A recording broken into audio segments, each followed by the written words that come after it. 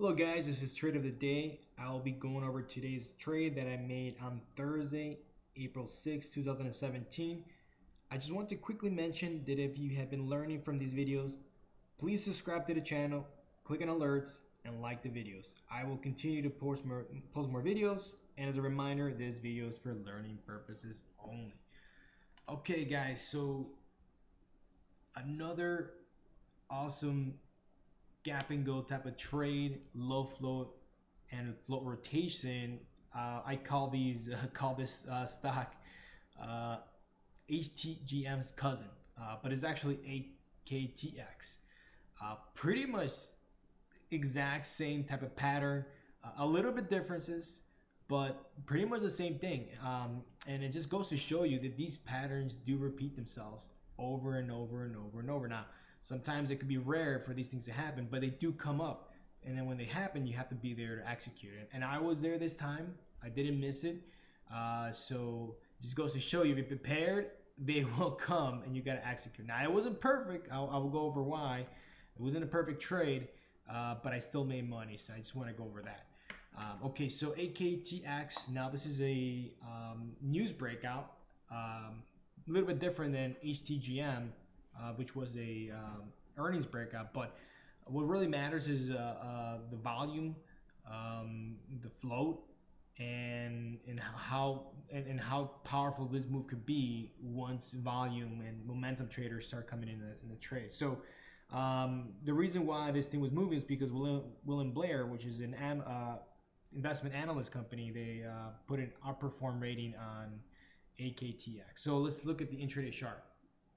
So this is kind of like a gap in go, but it's a little bit different than HTGM because HTGM, they actually had earnings announcements after hours, so the day before after hours. So there was huge volume spikes.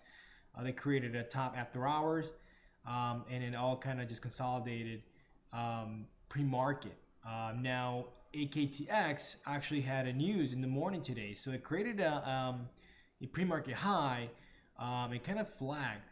Now I was a little skeptical about this breakout. I wasn't sure this was gonna break out, and if it was gonna break out, there should be a second entry, and that's pretty much what happened. But the proper entry now, in hindsight, of course, once I see it, of course, the first entry would have been on the breakout of pre-market highs, stop below the range right here, the low of this range of this flag around the VWAP, and then let it ride for the 2-to-1, which would have been around 15.40. So you're risking around 70 cents to make $1.70. So you're right to around 14. Of course, 2-to-1 will be around 15.40. So that's 2-to-1 right there. Now, second entry. Of course, I had to wait for consolidation, pullbacks, to see if this was going to have a second move, and it did. Now, I did make a mistake because I do have the habit of using actually the 5-minute chart to kind of calculate the flag breakout for the second entry. And now the reason why is because the majority of breakouts, earnings breakouts, or whatever the case may be, are actually over 100 million shares float, which tend to consolidate for a longer period of time, half an hour to even an hour.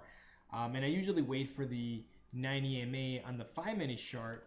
Actually, let me take out the extended hours. A 90 MA on the 5-minute chart without, of course, a pre-market, to kind of give me a gauge that this is going to trend. Now, there's a huge difference. That actually just realized that when I was trading this, that this is not a 100 million or more share float. This is a micro float. Remember, this is trading. There's a float at 3.37 million shares float, and it's float rotation. 6.6 million shares traded today. So this is a float rotation type of stock, which it's not gonna wait. If this is gonna move, it's gonna move. So it doesn't consolidate, doesn't take that long as much as time as 100 million float or more stock to consolidate, because it's just such a low float that if momentum traders get excited, they're just gonna blow it. They're just gonna strike it. So that was a mistake that I made. I was looking to enter around 1550, but I wanted to wait for this 90 M to cross, just to kind of give me that confirmation this is gonna be legit. But I made the mistake. Again, this is not 100 million or more type of flow. This is a micro flow, so that was a mistake that I made. So I should have actually been focused. I should have been focusing on the 1 minute chart because just how these things move. Um, and and that would have been the perfect. I would have gone in the perfect spot. So um, the honest truth is, when these type of low floats, you kind of have to gauge the volume. It's so important to look at consolidation, engage the volume, to kind of give you more of a telltale if this is going to have a secondary move. You know, who has control? Do the bulls have control, or do the bears? You know, who are the shorts? So the volume, if you look at the volume, you have huge green candles, which of course coincides with bulls. You know, compared to lower red candles, which coincides with the bears. So huge green candles, upper candles going up, which low red candles consolidation. That shows you right there. That's going to tell that bulls have control of the stock, and there could be a secondary move. So just by that, I should have just gauged to kind of enter around 1550 and my stop below uh, 15, around maybe 1599 or 1590, around there. So around 50 cents risk to make $1. So of course the 2 to 1 would be around 17, which it did hit. But the thing about these microflows, you kind of have to anticipate the breakout, because once the breakout happens, these things can fly and you might not catch it. And they just move so fast that it's kind of hard. It's kind of hard to kind of react to it once it happens, because you might miss the best reward to risk ratio possible if you wait until the breakout versus anticipating it. Because once you anticipate it, you do get the best RR. So what happened, of course, is I was looking at the 90 EMA on the 5 minute chart. I was waiting for the 9 EMA to cross the VWAP. It broke out without me. So when it broke out, I decided, you know what, it broke out on a high day, so this is a breakout with high volume. Look at this volume. You know, if you look at the 5 minute chart, I mean, the volume said it all, you know. So I knew that was a breakout confirmation, and I was going to get in regardless of the 90 MA, et cetera, whatever. So I got in around 1620s. So, I mean, it was a little chase. But I did put my stop now below around 1550. So I was risking maybe 70 cents to hopefully make 140 again, similar to over here. But of course, you know, in that case, I was a little bit nervous because as soon as it broke out, it pulled back. So I wasn't sure how this thing was going to react. So I decided to have my target around 17 to take out my profits. So it pulled back, and so that kind of made me nervous because I was actually looking at the 5 minute chart, which I should have been looking at the 1 minute chart to kind of look at how it's trending on the 90 MA under the 1 minute chart versus the 5 minute chart, because again, this is a micro flow. Micro flows move faster, quicker, and they're more explosive than regular traditional low flows of 100 million shares or a little bit lower, even higher. So that was a mistake that I made, but I still made money. It did start a trend, and because I was looking at the 5 minute chart, it was kind of hard for me to kind of gauge when this was gonna pull back. So I kind of decided, and it was moving really quick. The stock prices were kind of moving back and forth, back and forth. It was just, it's a wild type of stock, you know. There was almost like at times a 10 cents a spread, so it was very weird to kind of sell on the bid. The best thing would have been for me to put a limit order at the ask and then let it hit that. But I actually ended up selling a bid, which was a mistake on my part. But I was nervous. I just didn't see how this was going to work out. It's because of how it was moving. But I made the mistake again of looking at the 5 minute chart versus the 1 minute chart to kind of gauge how it was going to be trending. So what I did, What should have done, what I ended up doing, I ended up selling around 1650, around 1650. And again, remember, I did buy around 1620s.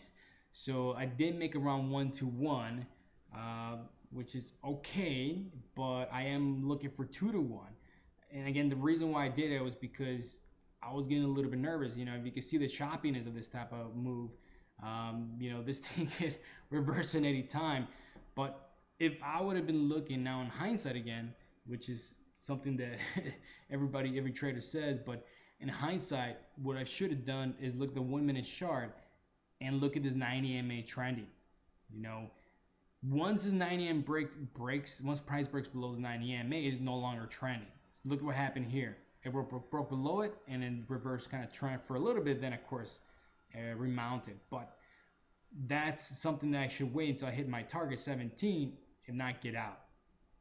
So that would have been the proper thing to do. But hey, that's the reason why I do these videos, for learning purposes for myself as well, and for you guys to learn from my mistakes. Now I still made money in this trade, but it could have been better. Could have been better, and this is something I'm gonna keep in mind for the future. But hey, this is a huge step of trade. Not as big as HTGM, because HTGM had a 4 to 1 on a breakout like this, but it was still a 2 to 1, which is the minimum reward to risk before you take any trade. So it was worth it. And there was a 2 to 1 here as well, at the breakout of pre-market high. So there was 2 opportunities to make 2 to 1 right here. So there was 2 trades on this setup. Two trades with 2 to 1 reward to risk. So hopefully you guys like this video. Hope you guys learned something from this video. Again, there are differences between micro floats and low floats. They do move different, especially when there's float rotation. When there's float rotation, these things could just move. They're explosive. They move without you. So you kind of have to anticipate the breakout and set your risk. Anticipate the breakout to get your 2 to 1. And the nice thing about that the anticipating the breakout is that with these the micro floats, you could actually get more than 2 to 1. You get a 3 to 1, 4 to 1, just like HTGM. So that's the nice thing about trading these micro floats. You have a bigger range, higher RR possibilities, and higher probabilities than the other low floats that are trading maybe at 50 million or 100 million, or even 150 million share float. So hopefully you guys learned something from this trade. If you have any questions, please comment. Remember, like this video, subscribe to the channel, and you guys will be hearing from me soon. Thank you very much.